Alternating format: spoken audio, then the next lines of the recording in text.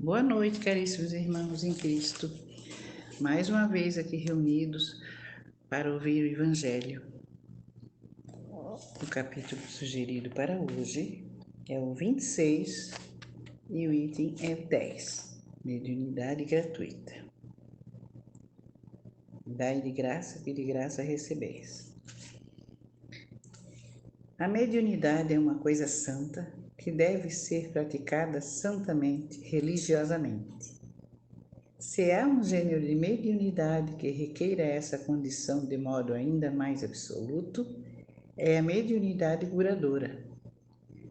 O médico dá o fruto de seus estudos feitos, muitas vezes à custa de sacrifícios penosos. O magnetizador dá o seu próprio fluido, por vezes até sua saúde. Podem propor-lhe preço. O médium curador transmite o fluido salutar dos bons espíritos, não tem o direito de vendê-lo. Jesus e os apóstolos, ainda que pobres, nada cobravam pelas curas que operavam. Procurem, pois, aquele que carece de viver recursos de qualquer parte, menos na mediunidade, não lhe consagre, se assim for preciso, senão o tempo de que materialmente possa dispor. Os espíritos lhe levarão em conta o devotamento e os sacrifícios, ao passo que se afastem dos que esperam fazer deles uma escada por onde subam. Que assim seja. Saibamos usar bem a nossa mediunidade como uma coisa santa e sagrada, uma coisa que Jesus deixou para nós de herança. Podemos fazer o que Jesus fazia, curar, que a nossa cura vem de Deus. Somos apenas intermediários.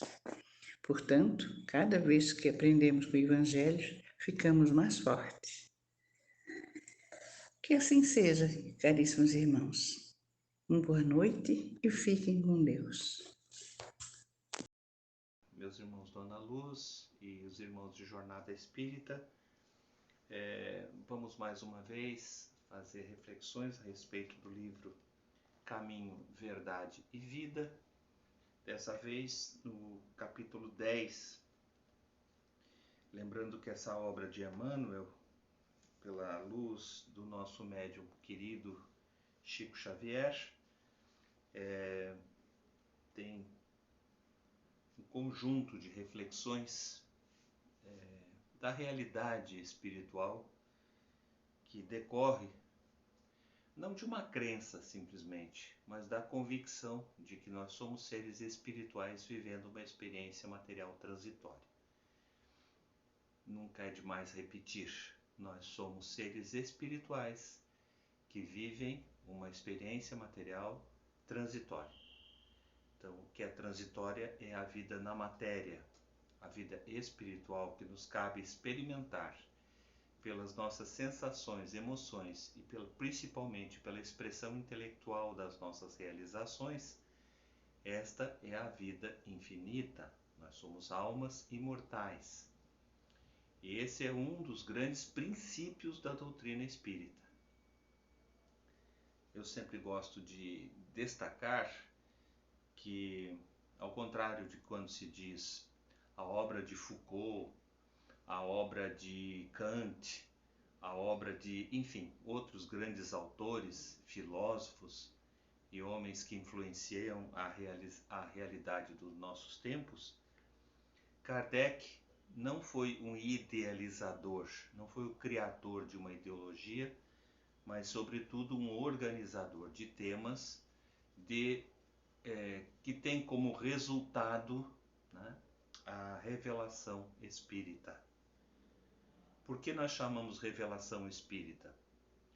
Porque no mundo houve momentos em que Deus se aproxima da humanidade de forma especial. Na Bíblia são colocadas como os grandes anelos, as grandes revelações ou grandes alianças. Há que se destacar aqui, nesse modelo judaico-cristão, a aliança de Moisés, nos revelando então uma disciplina moral baseada em 10 principais mandamentos, mas sobretudo um conjunto de regras que regem a sociedade para um bem viver. Depois vem Jesus nos revelando que há algo mais ainda, porque aquelas regras de sociedade para a relação dos corpos também se expressa no nível moral, no nível das relações mais íntimas dos espíritos. E aí nós temos a revelação cristã, nas bem-aventuranças do Sermão do Monte, onde Jesus revela, lança ali as bases da sua doutrina.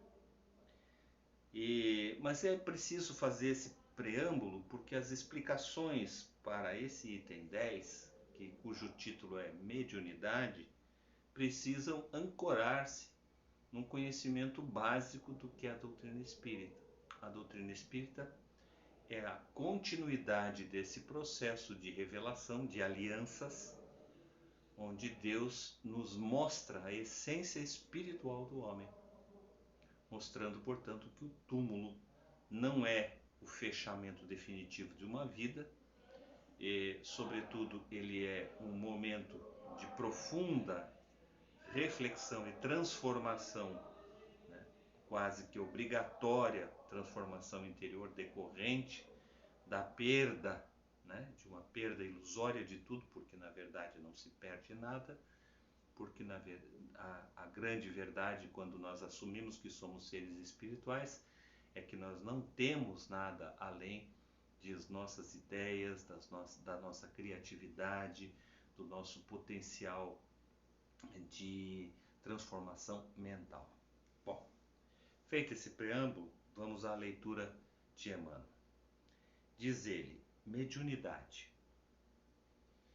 E nos últimos dias acontecerá, diz o Senhor, que o meu espírito derramarei sobre toda a carne. Os vossos filhos e as vossas filhas profetizarão. Vossos mancebos terão visões e vossos velhos sonharão sonhos. Isso está em Atos, capítulo 2, versículo 17. Palavras de Emmanuel. No dia de Pentecostes, Jesus estava repleto de forasteiros. Desculpa, Jerusalém, não Jesus. Olha só. No dia de Pentecostes, Jerusalém estava repleta de forasteiros. Filhos da Mesopotâmia, da Frígia, da Líbia, do Egito, cretenses, árabes, pardos, romanos, se aglomeravam na praça extensa, quando os discípulos humildes do Nazareno anunciaram a boa nova, atendendo a cada grupo da multidão em seu idioma particular. Uma onda de surpresa e de alegria invadiu o espírito geral. Não faltaram os céticos, como os há até hoje, né? No divino concerto atribuído à loucura, à embriaguez, à revelação observada. Então, não faltam sempre aqueles que dizem: isso é loucura, isso é embriaguez, deve ter se drogado, ou coisa parecida, né? Para desfazer a revelação. Simão Pedro destacava-se e esclarece que se trata da luz prometida pelos céus à escuridão da carne, ou seja, o acontecimento daquele trecho que estava lá no Atos, capítulo 2, versículo 17. Desde esse dia, as claridades do Pentecostes, esse famoso dia em que o Espírito Santo desceu sobre os apóstolos, jorram sobre o mundo incessantemente. Até aí, os discípulos eram frágeis e indecisos, mas dessa hora em diante quebram as influências do meio, curam os doentes, levantavam o espírito dos infortunados, falam aos reis da terra em nome do Senhor. O poder de Jesus se lhes comunicara às energias reduzidas. Estabelecera-se a era da mediunidade, alicerce de todas as realizações do cristianismo através dos séculos. Vamos repetir essa frase, que ela é bastante importante. estabelecera-se a era da mediunidade, alicerce de todas as realizações do cristianismo através dos séculos. Contra o seu influxo, trabalham até hoje os prejuízos morais que avassalam os caminhos do homem. Mas é sobre a mediunidade, gloriosa luz dos céus oferecida às criaturas no Pentecostes, que se edificam as construções espirituais de todas as comunidades sinceras da doutrina do Cristo. Todas. É ainda ela que, dilatada dos apóstolos ao círculo de todos os homens, ressurge no espiritismo cristão, como a alma imortal do cristianismo redivivo. Nesse fechamento do seu texto, Emmanuel está nos dizendo que não existe doutrina espírita verdadeiramente praticada sem o espírito de aceitação da lição do Cristo no coração e na mente, profundamente revisada do que está estabelecido. Portanto, não há vivência espírita. Eu não consigo dizer eu sou espírita se eu não estou decidido a fazer reforma íntima, aceitar a luz do Cristo em meu coração.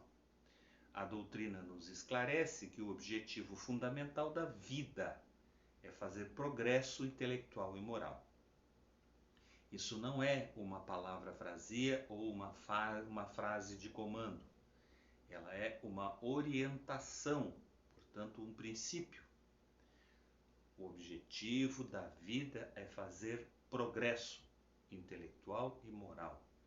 O progresso intelectual à semelhança do progresso que fazemos na escola, galgando, período após período, um crescente de recursos de conhecimento, ora na matemática, ora na gramática, ora em outras ciências, buscando a ampliação do conhecimento, por um lado, e por outro lado, a ampliação de recursos intelectuais que nos levam a solucionar, a melhora da capacidade de solucionar problemas. Então, fundamentalmente, nós todos estamos no mundo materializados através da reencarnação pelo processo, a reencarnação que também é um dos princípios da doutrina espírita, pelo processo de refazimento da vida para fazer novo progresso intelectual e moral. Nós falamos do progresso intelectual, ele é simples de ser compreendido, e o progresso moral, ele não é um progresso de sair de uma posição ruim e tornar-se bonzinho, como muitas pessoas pensam. Ele é um processo de lapidação psicoemocional, que nos aumenta a maturidade psicoemocional e nos dá competência para resolver lides morais internas e externas a nós próprios. Vejam como aí nós ganhamos uma magnitude muito mais importante e intensa do que é o conhecimento da doutrina cristã. Aqui tem um ponto-chave para compreender este texto. A luz do Cristo descendo pela mediunidade a um grupo e se dilatando nas comunidades a partir disso. Então, a aceitação de que nós podemos receber o Espírito Santo. Eu falo nós todos, seres humanos, estamos capacitados a aceitar a luz espiritual cristã em nossos corações e mentes.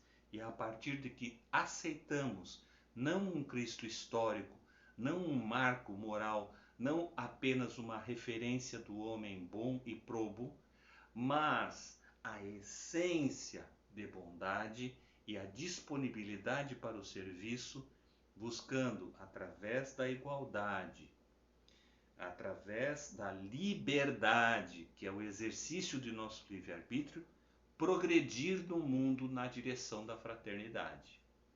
Esses são os anelos concêntricos que expandem a luz divina na sociedade. Então vejamos, quando ele diz: as claridades pentecostais jorram sobre o mundo incessantemente, ele está dizendo que a partir do momento que a doutrina cristã está disponível para qualquer um de nós, seja nos textos cristãos, seja em qualquer das seitas cristãs que são sérias e sinceras em relação às suas traduções, vão, como diz o próprio Kardec, superar as querelas de significado dessa ou daquela passagem histórica, deste ou daquela interpretação de milagres, e mergulhar profundamente na essência moral deste ensinamento. A pacificação, o coração puro, a mansitude, o bom sofrimento, que é o sofrimento que exercita a capacidade de resolução de problemas, no próprio discurso cristão, são a essência da vida nesta direção cristã. E onde entra a mediunidade aqui? Ele não está falando da mediunidade ostensiva, da capacidade de escrever em nome de alguém, de um espírito desencarnado. Ele não se limita a isso, mas está falando de uma capacidade comum a todo ser humano. Essa capacidade, ela vai aparecer, né, de uma forma resoluta e de uma forma compreensível para cada um de nós, através do simples elemento da intuição. É o tipo de mediunidade mais abrangente e mais geral que todos nós temos. Ao ponto de que Kardec nos destaca quando pergunta à espiritualidade reveladora: de que forma os espíritos interferem ou quantos espíritos interferem em nossas vidas? A espiritualidade alerta: mais do que imaginais. Por que eles dizem isso? Porque nós vivemos reflexos das frequências mentais que estamos constantemente assimilando por sintonia. Como nas palavras de uma passagem de um livro de André Luiz, nós navegamos nas energias que nós mesmos emitimos e somos responsáveis, somos autores de nossa própria vida. Não apenas da vida que estamos desenvolvendo nessa personalidade material, nesta oportunidade que o nosso espírito toca a matéria e traz a oportunidade de fazermos a vontade de Deus sobre a terra, mas também na condição espiritual, na erraticidade, mesmo quando não temos mais um corpo físico. Aí é que a nossa responsabilidade pelas nossas ações toma vulto ainda mais significativo. Vejam como que a partir de um texto muito singelo, ele está nos dizendo que todos nós, à medida que nos aproximamos da realidade cristã, que é a realidade do fato, não é a realidade do fato, a realidade de sermos seres espirituais antes de sermos seres materiais, de nós estarmos vindo do espírito para a matéria e tendentes, por causa da transitoriedade da matéria, a voltar para o plano espiritual. Quando entendemos esta lógica, né, dentro desses princípios que são basilares para a compreensão da doutrina espírita, nós podemos dizer: eu vi Jesus, eu posso viver com Jesus e, em nome dele, realizar a vontade de Deus. Este momento presente é o momento em que a minha vontade e a vontade de Deus se encontram. Em outro momento falaremos mais aprofundadamente sobre isso. E agora, nos momentos finais, eu gostaria de relembrar os 5 princípios da doutrina. Um Deus infinitamente bom e justo, um Deus não persona, um Deus onipotente, onipresente e onisciente. Deste princípio parte-se para o princípio das almas imortais. Nós somos seres imortais, espíritos vivendo uma experiência material transitória. antes a comunicabilidade dos espíritos, que diz respeito à palavra mediunidade no texto, o fato de que estamos mais próximos uns dos outros e mais comprometidos uns com os outros do que podemos imaginar. Consequentemente, depois da comunicabilidade de espíritos, nós temos a reencarnação e, por fim, a evolução. Deus, imortalidade da alma, comunicabilidade de espíritos, reencarnação e evolução. São os 5 princípios, sendo que, por serem princípios, qualquer um que seja deslindado, que seja desligado da doutrina, descaracteriza a doutrina espírita. Meus irmãos, fora da caridade não há salvação. Esse é o elo que nos une. Como eu disse, usando de nossa liberdade, enxergamos nossa igualdade e a partir dela construímos fraternidade. A compreensão da lição do Cristo nos leva necessariamente por esse caminho. Uma boa noite a todos e excelentes reflexões. Boa noite, queridos irmãos. Como vocês estão? Espero que estejam bem diante da graça do nosso Pai, diante do seu amor caridoso. Vamos aproveitar esta noite para nos conectar com a espiritualidade, para receber tudo aquilo que eles têm para nos dar. Que a graça do nosso Pai recaia sobre todos vocês, sobre suas famílias, sobre os seus amigos. Que a paz, que a união, que a bondade, que o entendimento, o discernimento recaia sobre os seus locais de trabalho, de estudo.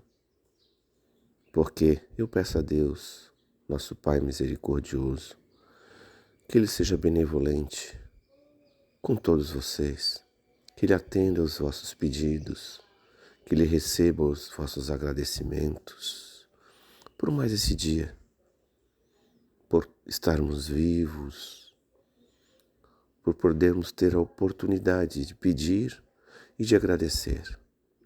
Que Ele vos livre de todas as maldades, de todas as doenças, do ódio, do rancor, e que tudo seja de melhor para vocês, hoje, amanhã, que esta semana seja cheia, regada de muito amor, de responsabilidade, de caridade, de compreensão e de fé. Ave Maria, cheia de graças, o Senhor é convosco. Bendita sois vós entre as mulheres, e bendito é o fruto que do teu ventre nasceu, Jesus. Santa Maria, Mãe de Jesus, rogai por nós, os pecadores, agora e na hora do desenlace. Que assim seja, meus irmãos. Fiquem em paz.